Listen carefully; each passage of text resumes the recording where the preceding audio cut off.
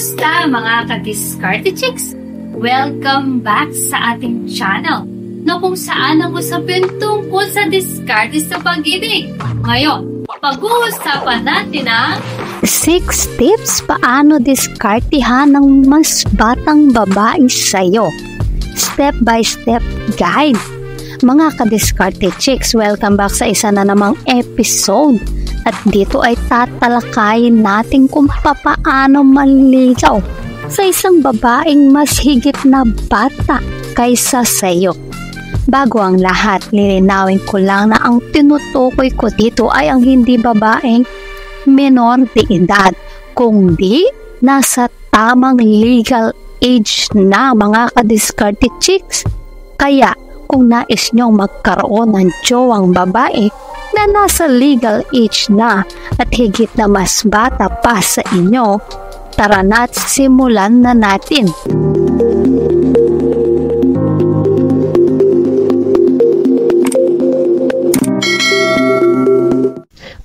Number 1, trending yan. Mga guys, maniwala kayo o hindi, mukhang trending o uso ata ang mga chika babes na naghahanap at nagkakagusto sa mga lalaking mas may edad sa kanila.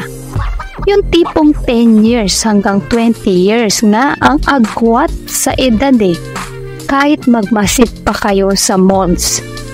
Hindi na pambihira ang makakita ka ng couples na ganon na ang agwat.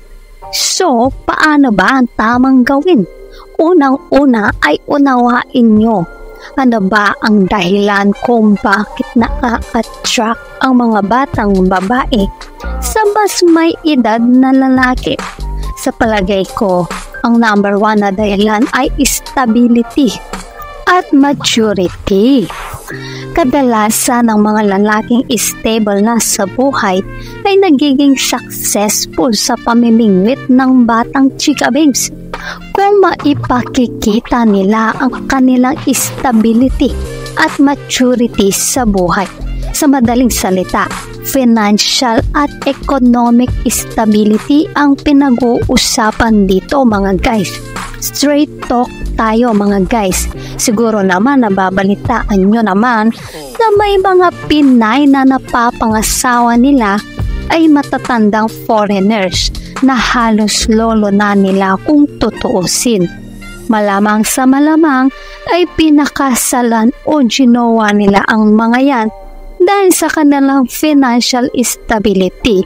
At hindi naman ito masama kasi nga practical na tao lang sila.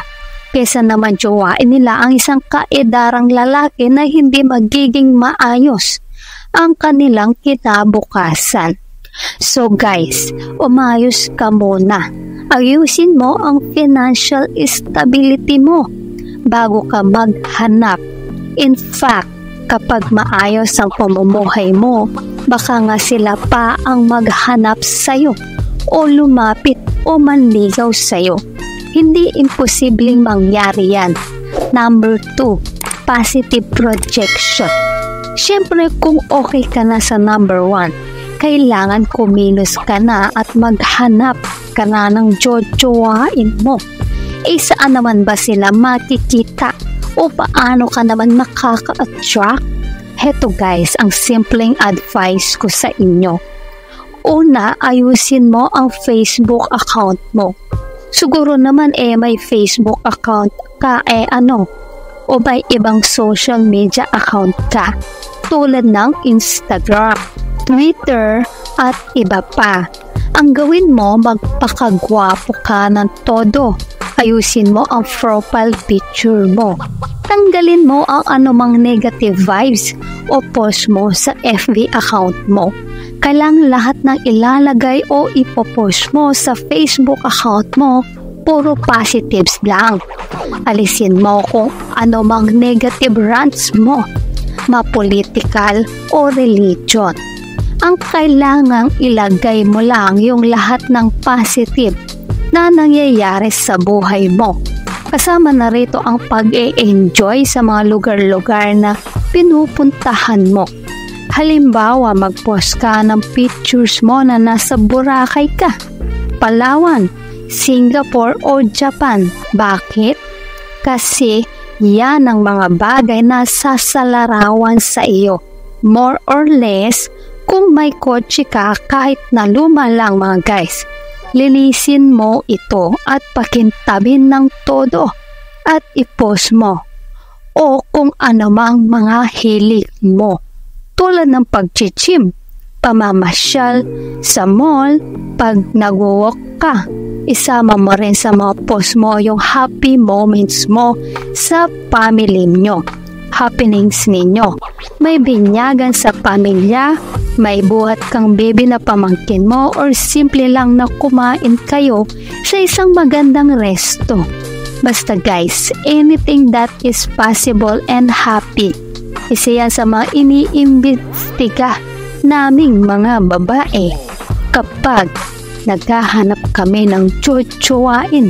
Kapag nakita naming masaya ang buhay mo, pumapasok sa isip namin, ano kaya kung kasama ako sa mga happenings niya. Number 3, exposure. Ina-assume ko guys na single ka o available ka. So, ang tanong, saan naman makakahanap ng mas batang jojowain? Heto ang advice ko mga guys. Sumali ka sa mga events sa mga family of friends mo.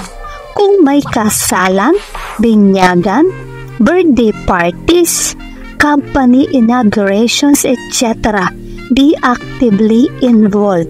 Kapag nandun ka na, syempre dapat makisalamuha ka sa mga tao, huwag kang matakot.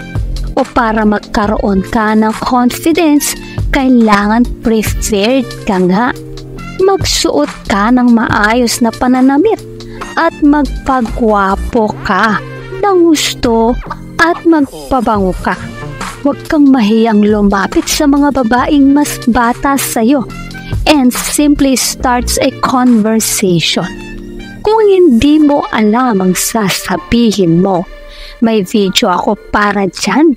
Panoorin nyo na lang. Basta ang goal mo rito ay exposure.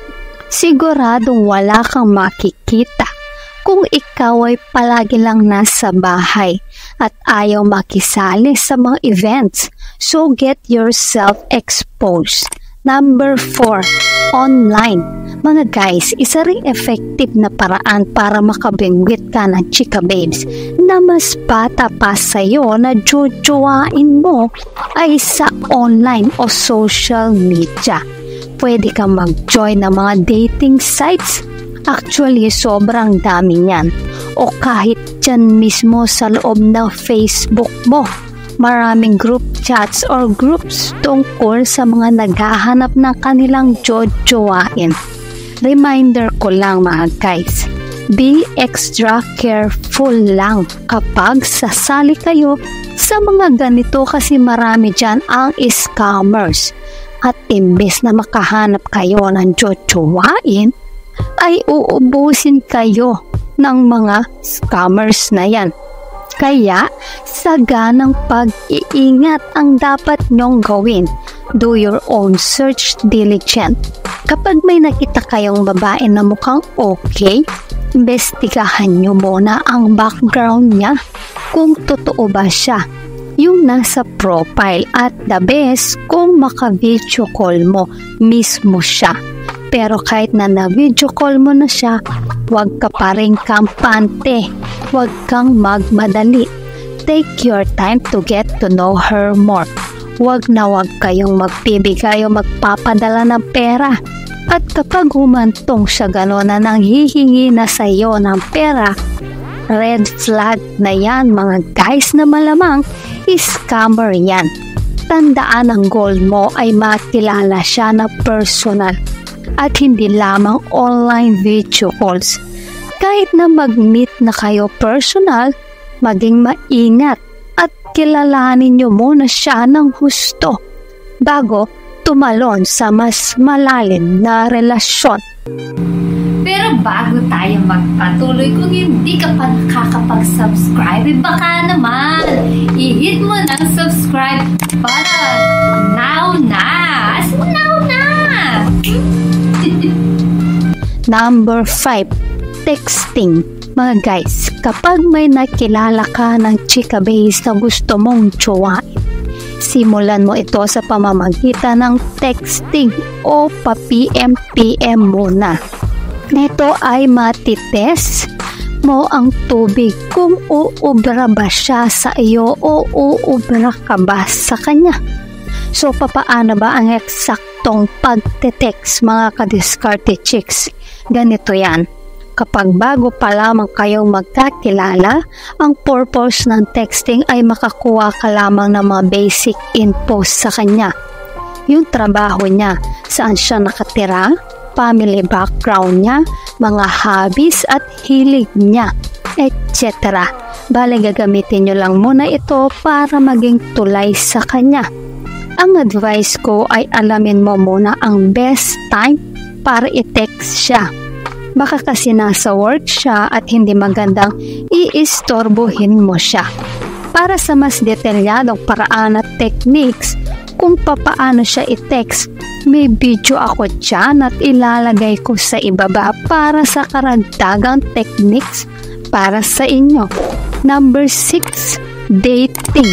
Ang pinakasimula ng inyong magiging relasyon ay ang dating ninyo. Pag nakakita ka ng babaeng napupusyuan mo, ay simulan mo siyang kilalanin ng malaliman sa pakikipag-date.